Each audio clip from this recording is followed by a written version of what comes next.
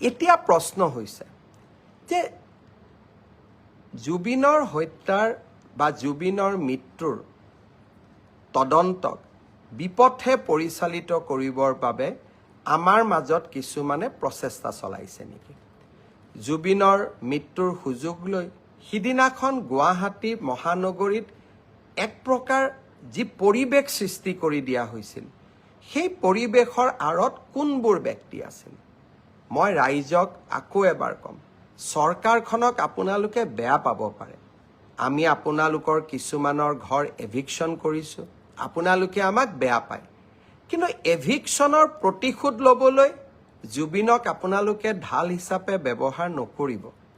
জীৱনকালত কোনটো জাগাত আপোনালোকে জুবিনক সংগীত অনুষ্ঠান পৰিৱেশনৰ কাৰণে মাতিছিল? বাংলাদেশৰ পৰা মমতাজক লৈ অহা কেইবাটাও উদাহৰণ আছে, কিন্তু আপোনালোকৰ অঞ্চলবিলাকত গৈ জুবিনে সংগীত অনুষ্ঠানো পৰিৱেশন কৰিব পৰা নাছিল। জুবিনৰ মৃত্যুৰ পিছত আপোনালোকে কেনেকৈ জুবিনৰ অনুৰাগী হৈ পৰিলে? হিমন্ত বিশ্ব শৰ্মাৰ ওপৰত আপোনালোকে প্ৰতিশোধ ল'ব লাগে। মোৰ ওপৰত আপোনালোকে প্ৰতিশোধ লওক, কিন্তু সেই প্ৰতিশোধ বা সেই মই কিয় এভিকশ্যন কৰিছোঁ তাৰ প্ৰতিশোধ আপোনালোকে জুবিনৰ নাম লৈ নকৰিব। ৰাজনীতি আমিও কৰোঁ, আমিও বুজি পাওঁ। আপোনালোকে যদি জুবিনক ইমানেই মৰম কৰিছিল, জীৱনকালত জুবিনৰ মমতাজৰ পৰিৱৰ্তে জুবিন গাৰ্গক কিয় মতা নাছিল অনুষ্ঠান পৰিৱেশনৰ কাৰণে? আৰু 2020 চনত 13 তাৰিখে যেতিয়া জুবিনৰ ওপৰত আক্ৰমণ হৈছিল, তেতিয়াতো আপোনালোকে ফেচবুকত লিখা নাছিলে। আজি এভিকশ্যনত বিজেপিয়ে আপোনালোকক এভিকশ্যন কৰিছে, বিজেপিৰ ওপৰত প্ৰতিশোধ ল'ব লাগে। আৰু তাৰ কাৰণে আপোনালোকে জুবিনৰ দুখজনক মৃত্যুক এডাল অস্ত্ৰ হিচাপে ব্যৱহাৰ কৰিব, তাক কেতিয়াও আমি মানি ল'ব নোৱাৰোঁ। শ্ৰদ্ধাৰ ৰাইজ, কোনবোৰ ব্যক্তি আজি সক্ৰিয় হৈ আছে? আপোনালোকে এই ফটোখন চাওক। বিমানবন্দৰত যেতিয়া আমি শ্যামকানু মহন্তক গ্ৰেপ্তাৰ কৰি লৈ আহিছিলোঁ, এইখন আছিল তেখেতৰ প্ৰকৃত ছবি। কিন্তু চৰকাৰখনক বিপদত পেলাবৰ বাবে আৰ্টিফিচিয়েল ইণ্টেলিজেন্স AI প্ৰয়োগ কৰি হাঁহি থকা শ্যামকানু মহন্তক ৰাইজৰ সন্মুখলৈ লৈ অহা হ'ল। দুইখন ফটো, এইখন ফটো অৰিজিনেল, এইখন ফটো ডুপ্লিকেট। এই কামবোৰ কিয় কৰি আছে? জুবিনক ন্যায় দিবৰ বাবে? জুবিনক ন্যায় দিয়াৰ বাবে আপোনালোকে এনেকৈ ফটোশ্বপ কৰিবলগীয়া হৈছে, ভুৱা ফটো বনাবলগীয়া হৈছে। হাঁহি থকা ফটো এখন আপোনালোকে বনাই দিলে, কিন্তু প্ৰকৃত ফটো আছিল এইখন। ই কি প্ৰমাণ কৰিছে?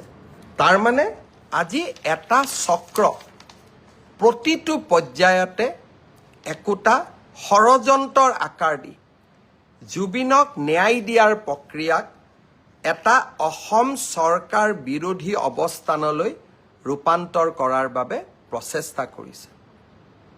এই প্ৰচেষ্টা আমি সফল হ'ব নিদিওঁ। আজি এইখন চৰকাৰে সাহসিকতাৰে কাম কৰি আহিছে। উচ্ছেদেই হওক, অসমৰ পৰা বিদেশী নাগৰিক বহিষ্কাৰেই হওক বা জুবিনক ন্যায় প্ৰদান কৰাই হওক, এইখন চৰকাৰে কাৰো ওচৰত শিৰ নত নকৰে, মাত্ৰ অসমবাসীৰ ওচৰত শিৰ নত কৰিব। ফটোশ্বপ কৰি কোনোবাই যদি ভাবে হিমন্ত বিশ্ব শৰ্মাক দুৰ্বল কৰিব পাৰিব, কোনোবাই যদি ভাবে ভুৱা ফটোগ্ৰাফ উলিয়াই হিমন্ত বিশ্ব শৰ্মা, সেই প্ৰচেষ্টা আপোনালোকে নকৰিব।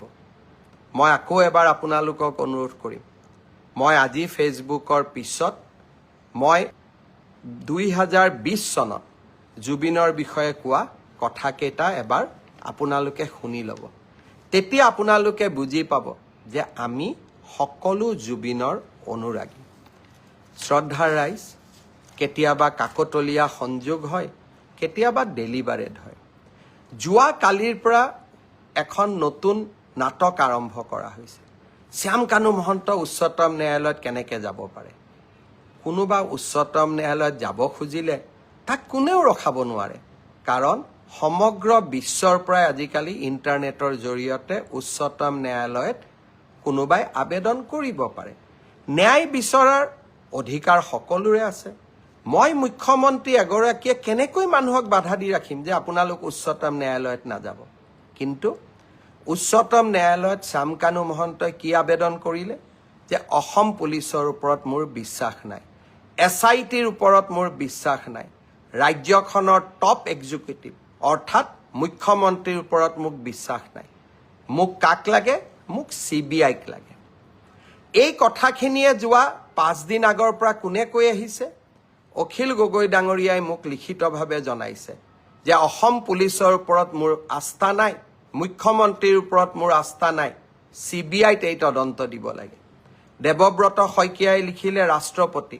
যে এই তদন্ত CBIক দিব লাগে আৰু এতিয়া শ্যাম কানু মহন্তই লিখিলে যে এই তদন্ত CBIক দিব লাগে এয়া কাকতলীয়া সংযোগ নে এয়া এক প্ৰকাৰ ষড়যন্ত্ৰ তাক মই নাজানো কিন্তু শ্যাম কানু মহন্ত অখিল গগৈ দেৱব্ৰত শইকীয়া কোনেও অসম পুলিচক বিশ্বাস নকৰে কিন্তু এই অসম পুলিচে আজি ছিংগাপুৰত হোৱা ঘটনা এটাকো আমি তদন্তৰ আওতালৈ আনি 4জনকৈ ব্যক্তিক আমি আজি জেলৰ হাজতত ৰাখিবলৈ সক্ষম হৈছোঁ SITক অসম পুলিচক শ্যাম কানু মহন্তই বিশ্বাস নকৰে অখিল গগৈও বিশ্বাস নকৰে দেৱব্ৰত শইকীয়াও বিশ্বাস নকৰে এয়া কাকতলীয়া সংযোগ নে আন কিবা তা সেয়া বিচাৰৰ দায়িত্ব আপোনালোকৰ কিন্তু এই অসম পুলিচে অসমত গড় হত্যা ৰোধ কৰিছে এই অসম পুলিচে সন্ত্ৰাসৰ বিৰুদ্ধে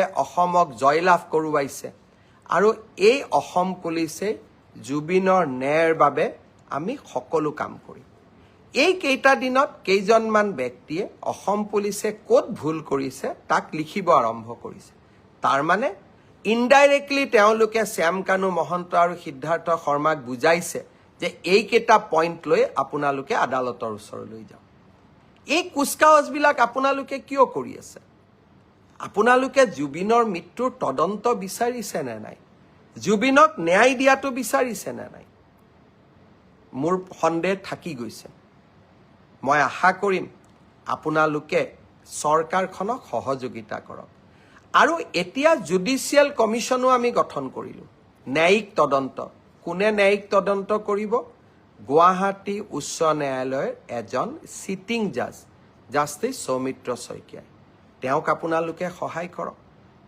অসমখনক 2026ত নিৰ্বাচন হ'ব আপোনালোকে বিজেপিক হৰুৱাব খোজে বেলেগ ইছ্যু লওক ৰাস্তা হোৱা নাই কাজিৰঙাত কৰিডৰৰ কথা কৈছিল কৰিডৰ হোৱা নাই নামৰু ফাৰ্টিলাইজাৰ খুলিম বুলি কৈছিল খোলা নাই দলং বনাম বুলি কৈছিল বনোৱা নাই চাকৰি দিম বুলি কৈছিল দিয়া নাই লোন দিম বুলি কৈছিল দিয়া নাই জুবিনৰ মৃত্যুক লৈ নিকৃষ্ট ষড়যন্ত্ৰ নকৰিব আৰু এটা কথা মই আপোনালোকক কৈ দিওঁ এভিকশ্যন চলি থাকিব আপোনালোকে যদি ভাবিছে যে আপোনালোকে এনেবোৰ আশ্ৰয় লৈ এভিকশ্যনৰ পৰা আঁতৰি যাব খুজিব তাক আপোনালোকে কেতিয়াও মানি ল'ব নোৱাৰিব কাৰণ আমি আমাৰ জাতি মাটি ভেটি সুৰক্ষাৰ স্বাৰ্থত আমি অটল হৈ থাকিম আৰু আপোনালোকে মোক কেতিয়াও ডাইভাৰ্ট কৰিব নোৱাৰিব আৰু মই ডাইভাৰ্ট নহওঁ মই জুবিনকো ন্যায় দিম আৰু অসমৰ জাতি মাটি ভেটি ৰক্ষাৰ বাবেও মই অক্লান্ত সংগ্ৰামত নিয়োজিত হৈ থাকিম আপোনালোকক মই প্ৰত্যাহ্বান জনালোঁ চেলেঞ্জ কৰিলোঁ আপোনালোকে আপোনালোকৰ নিকৃষ্ট খেলখন খেলি থাকক অসমবাসী ৰাইজৰ অজস্ৰ আশীৰ্বাদ মোৰ মূৰৰ ওপৰত আছে মা কামাখ্যা মহাপুৰুষ শ্ৰীমন্ত শংকৰদেৱৰ আশীৰ্বাদেৰে আমি অসমখনৰ জাতি মাটি ভেটি ৰক্ষা কৰিম এভিকশ্যন চলি থাকিব বিকাশৰ কৰ্মযজ্ঞ চলি থাকিব